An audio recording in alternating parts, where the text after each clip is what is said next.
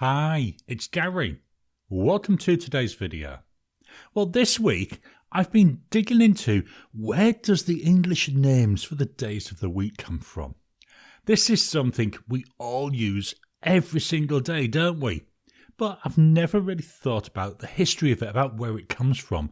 And one of my little loves, one of the things I like to do, is actually look at where do words come from, look at their etymology. So I thought, let's dig on and look at the days of the week. As part of this, what I've done is I've looked at some ancient Greek, some Roman and some Norse sources. And this is really where the names are derived from. Please accept my apology now.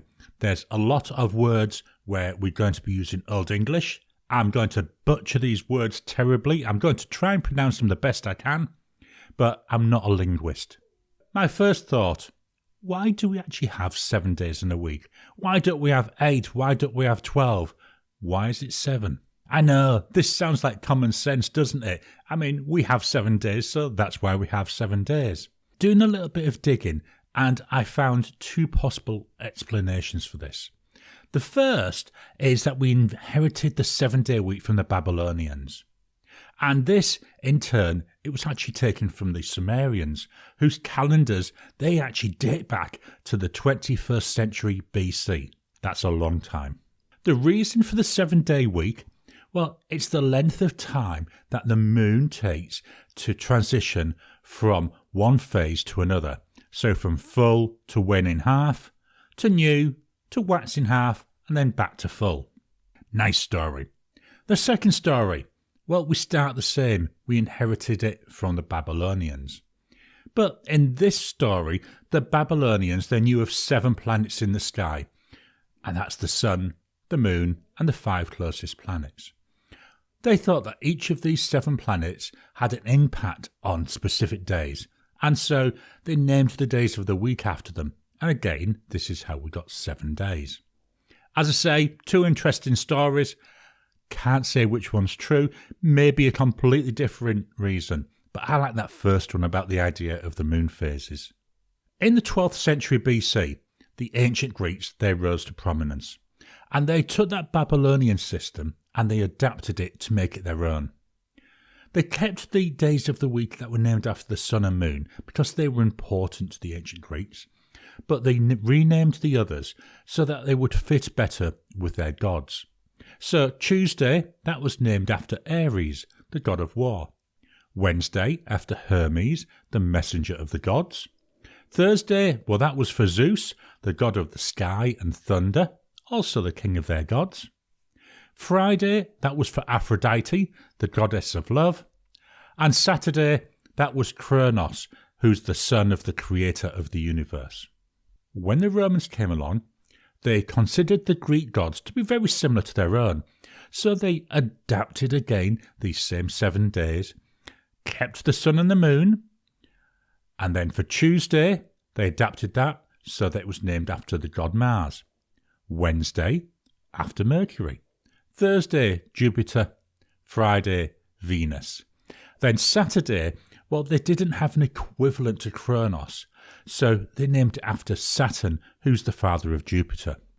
If you look at a lot of Latin languages, like French and that sort of language, you'll see that the days of the week, they still very closely follow this naming system. You can see where the Roman gods are actually in those names nowadays even.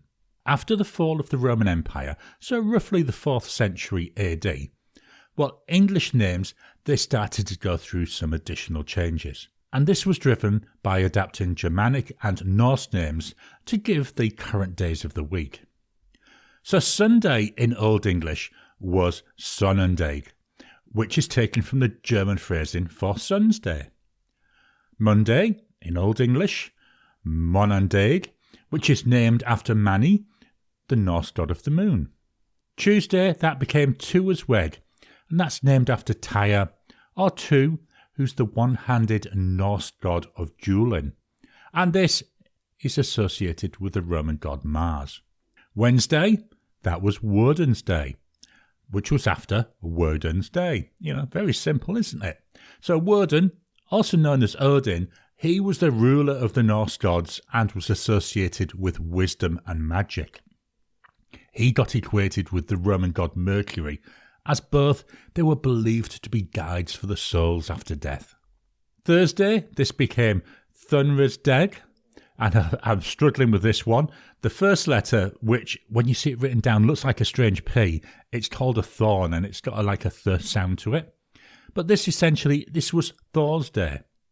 And Thor, he's that hammer-wielding god of thunder, of strength and protection. And we all know him, don't we, from the Marvel movies. He was equated with the Roman god Jupiter, who is the god of the sky and of thunder. Friday, that was Frigga's Day, which was after Odin's wife Frigg, sometimes known as Freya. And yes, there's still discussion about whether Frigg and Freya were the same person or possibly two different goddesses. Frigg, she's equated with Venus, the Roman goddess of love, beauty and fertility. And that fetches us then to Saturday, or Saturdag. That one I think I've completely mangled. There is no direct Norse or Germanic god which is equivalent to the Roman god Saturn. So the name, it was kept the same about having Saturn. So that's how the Old English names came around. Through the passage of time, and with the shifting patterns within the English language, these Old English names, they've evolved and they've become the weekdays that we currently use. I've really enjoyed creating this video. I've loved digging into the etymology of these words. As I say at the beginning, one of the things I really like is to understand how some of the most common words we use, well, where does that word come from? How did it come around? For next week's video, I'm going to take this one step further and take a look, how did the months get their names? Looking forward to digging into that one. I hope you've enjoyed today's video. What are your thoughts around the days of the week? What other words or phrases would you like me to start digging into the etymology of? It's something I really enjoy doing because it's amazing the stories behind them. Please drop your ideas down below. Let's kickstart a conversation. Please hit the thumbs up button. Every time you like, every time you comment, just helps with the YouTube algorithm. If you haven't already, please subscribe to my channel so that you can get new videos as I release them. I'll talk to you again soon.